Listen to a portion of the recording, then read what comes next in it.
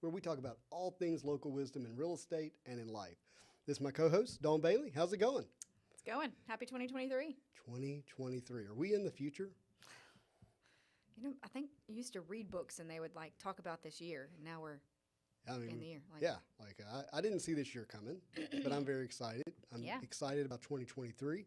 And don't end, New Year's. People want to look at doing new things, new challenges, New Year's resolutions is a big thing. And I want to talk about why only about 9% of people actually keep their New Year's resolutions. That is so low. It is low. I mean, it is really low. And I think as people hear only 9% of people complete it, they probably go, yeah, that's true. Mm-hmm. That's true. They probably have had some experience of themselves where they haven't kept resolutions in the past. Yeah. And, I've seen this trend now. It's like, you don't need a new you just need to be you. Right? Have you seen that? Like, Sounds like something your 20-year-old daughter would say. yeah, it's like you don't need a New Year's resolution. You just need to be yourself. And I appreciate the heart, Yeah. behind that. But at the same time, it's like, hey, improvement, like self There's always room improvement. for growth. Yeah, it's you don't want to stymie growth or make an excuse. And so I just wanted to have like a real, conversation around why people don't keep resolutions. Like, I think we understand why we keep them. Look, we come out of the holidays, it's cold, we put on 10 or 12 or 5 or 2 pounds, whatever your holiday meals added on to you. And, if you look at the number one resolutions that people want to have, the top 3 have to do with health, right? Mm-hmm. It's lose weight or eat better or exercise. It's like the top 3. Drink water, as Drink- we both have water. Yeah, mixes. water, absolutely. New Year's resolution. But people typically sit around that. But I think there are others. Quit smoking, make more money, change careers. Something like that. Like people Yeah. have these different resolutions of things that they want to do, and yet they want to do them, but they don't keep them. Yeah. Like so what is behind that? And I don't want to sit here and say, hey, like I've figured out the psychology behind it or anything like that. But I do find it interesting. And I wanted to talk about what are some ways in which we could see that number go from 9% to higher. And Do you think that people set goals that are too big? I actually think the problem begins with the word goals. Oh, okay. So this is just my own personal opinion about it. And in my life where I've seen, where I've actually experienced success in this area is when I stopped referring to it as a goal. So what do you refer to it as? Commitment. Ah, it's Commitment. a strong word. And when you have a goal, it's kind of like that old adage of like, hey, if you don't aim for something, you'll hit nothing at all. But if you do aim for something, at least you'll hit something. And I think that kind of happens with people's New Year's resolutions, where they're like, you know what, I'm gonna aim for this, but if I settle less, like at least I did something. Yeah. I wanna exercise and lose 15 pounds, and maybe I exercised for 2 weeks and lost 6 pounds. And then they give up. Like, and I think the word goal or goal just doesn't really cemented. Yeah. And so I think about the word commitment, okay? And the way this word showed up in my life in a powerful way is I had somebody ask me one time, hey, if one of your children was diagnosed with, and I'm gonna say something here that's like kind of tough, okay? So just know that this is what had the impact on me. Yeah. But they asked me, I said, if one of your children was diagnosed with a terminal illness, and it was a rare illness. Because it was so rare, there wasn't a lot of opportunity to sell the drug. So to be able to have it made would cost $1 million because it would be just specifically for your child. And you had 30 days to raise the $1 million or she could pass away. What would you do? And without question, what did you think I said? Commit to make the money or raise I would the money. raise the money. Yeah. Like it wouldn't be a question. Nah. It would be, hey, Dawn, this is Justin. I think you heard the news. I need to know how much you're going to give, and I need to know if you have somebody else that's going to give. Thank you. Somebody else is going to call with to get the information on how you're going to give. I got somebody else to call. Yeah. Love you. Bye. Boom. Call the next person. Boom. Call the next person. Boom. Knock on the next door. Whatever it took, right? Yeah. Because it wouldn't be a goal. Nah. Like I would be committed, and the commitment looks like arranging my life in such a way that I honor the commitment. It's bound to happen. Does that make sense? Yeah. And so I think part of why people don't keep their New Year's resolutions and why only 9% of people fail at what they really want is they don't commit to it, and then they don't arrange their life around it to see it happen. Yeah. It's that's why I like using my calendar as my to-do list. And this is a shift I've made professionally and personally in my life that's had a really substantial impact. Because when you put it on your calendar, that means I've committed to it. It's going to happen. It's going to happen, you know. And look, I want to say it's going to happen if the Lord wills. I want you to know who you have in the room here. I'm not sovereign. I can't make things happen, Right. right? And so I always say, look, if it ain't sinful and ain't illegal, like go for it. Go for it, right? And so that's what I want to put on my calendar. But I put it on my calendar because I'm arranging my life around it. And all of a sudden, it's happening. It's part of that daily habit or weekly habit or. Yeah. I mean, I think it can become a habit. It's not a habit at first. Right. Yeah. These early morning podcasts. Yeah. I asked you, I said, hey, Dawn, would you be on the podcast with me for Local Wisdom? Did you make it a goal? No. No, you I committed. Committed. Once a week. This is what we're going to do. Here we are. Yeah. Here we are. And so I think that's part of it. And I think another thing is language. Language that we use. And I have 4 words that if I have them connected to a commitment, I check myself if I use them. And you're gonna these are gonna resonate with you and the listener and the watcher here. The word try, the word hope, the word but, and the word should. So let's stay in like the realm of like exercise Are and those eating the better. words that we should not use? Not use. You sound like my husband. We should not use them. And think about it. And so if I say, hey, you know what? I've got a New Year's resolution. I'm going to work out and I'm going to lose weight. I'm going to, I don't even use those words, so I can't even put them in my vocabulary. I'm going to try to work out tomorrow.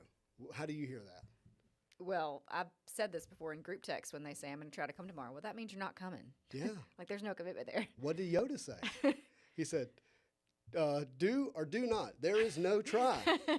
There is no try. You either do it or you don't. Yeah. Right? There's no try. So when you use the word try, what happens, and I'm going to sound a little kooky here, so, allow me the space to be sound that way. But when you say the word try, you lose your power. Like you literally give it up. If I say try, I'm going to try to come work out. When that alarm goes off, I've already set myself up to say, oh, the bed's comfortable. I'm going to stay here. Yeah, I tried. said tried. The alarm went off and my eyes opened. That's my trying. Because your power's gone. Yeah. It's gone. So I think saying try is a problem. And it's in our language. And so another one would be hope. I really hope to work out. I really hope to lose weight. I hope to keep this resolution. Yeah. I love the word hope. I'm a hopeful person. I have a lot of hope. So I'm not picking on the word. I'm talking about how we use it in our language. The context, yeah. Absolutely. So I think that is a huge issue when we say, man, I really hope this is going to work out. I really hope that the alarm goes off when it's supposed to, and this happens, and this happens, and this happens. Like, I hope. And then next thing you know, you're the other 91% who don't, follow through with that resolution. But, you could have done this, Dawn. I'll use you as an example. Justin, I want to do the podcast with you, but I have 2 young kids. I want to exercise. I got a busy work schedule. I sell a bazillion houses a year. I develop subdivisions and flip houses and rent homes. And, oh, wow, you do a lot. If you said but, like it wouldn't happen. I just think it's so important. And I think of these words like a check engine light. You're driving down the road and you want a car that's running well, right? And all of a sudden the check engine light comes on. What do you want to do? Go get it fixed. Yeah, you want to diagnose what's going on. Like something's happening and it's telling me that something's off that could lead to further damage to the vehicle. So you go get it checked. Well, if I hear myself say, try, hope, should, or but, I go, okay, Justin, what's driving right now? Like what's off? Because you're not honoring your commitment. To whatever it is you've said. Yeah. Maybe I'm afraid of failure. Maybe I want somebody to approve of me, and I'm afraid they won't if they see me fail. And so I use these words here that have a hint of insecurity in them. that don't align with what I'm really committed to. That is very interesting. I mean, again, Eddie is very particular about words that we Eddie, use. if you're not aware, it's her husband. My husband, yeah. And he is a committed human being. yes. Yeah. So when I say but or should or try, Yeah. What does he hear? You're not doing it. No. I can't count on you. Yeah. Right? You're not someone I can count on. And to yourself, right? Or that I'm giving myself excuses. Like, Yeah. what's the excuse? Yeah. Leaving the door open for it not to happen. Yeah. Because we're afraid of letting people down. Mm-hmm. And we're afraid of letting ourselves down. Yeah. And I also think that that's a little bit of what's around this, this movement of, you don't need a New Year's resolution. You just need to be you.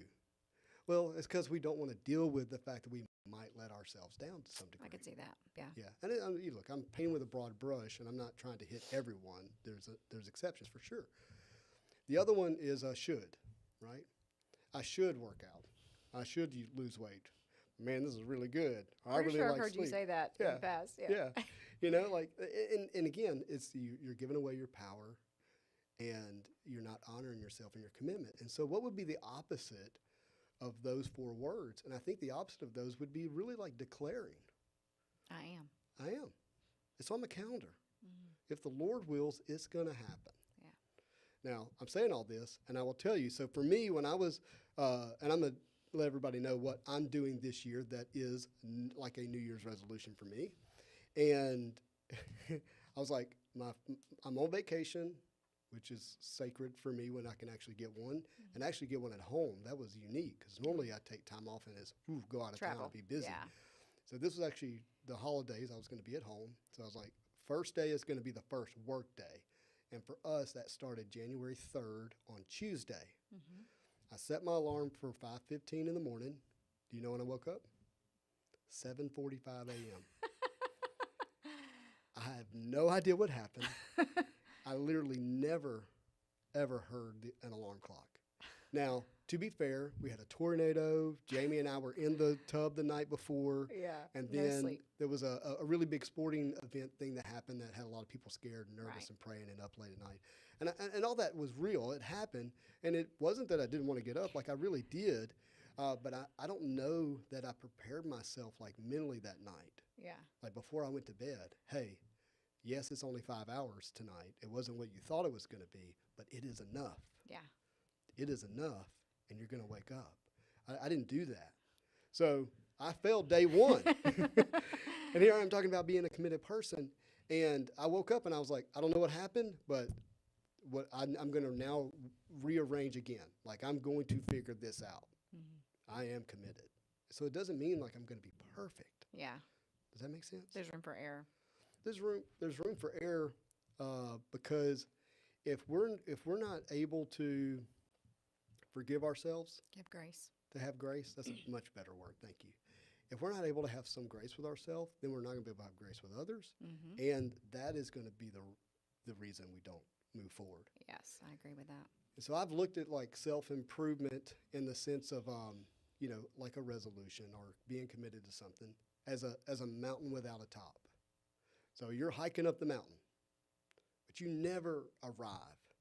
It's just a steady climb, Slow and steady. climb. It may be slow, maybe fast. Like either way, the point is like you're not looking to get to some place of perfection or arrival.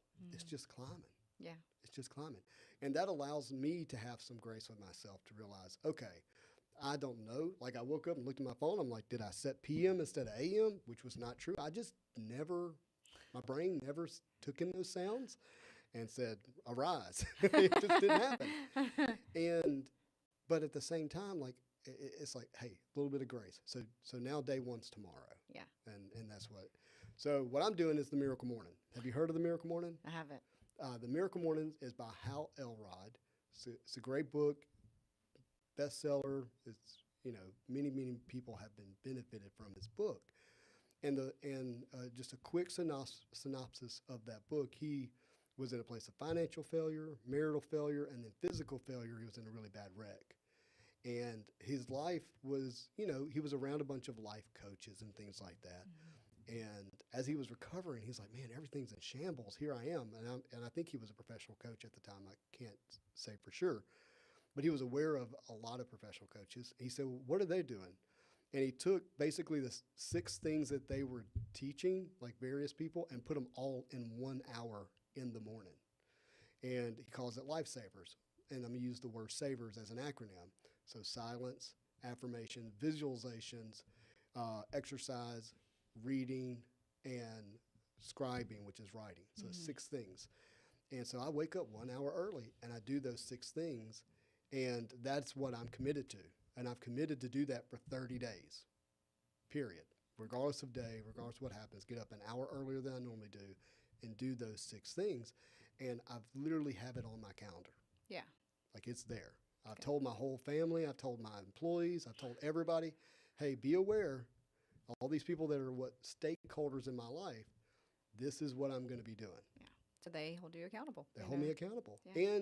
And they're like, they realize like if I'm moving something in my world to make it happen, they know that I'm committed to it. It's important. It's important. And so I think if you can shift, from goals to commitment, if you can be aware of the language that you're using and how that might be giving away your power, so to speak. Yeah.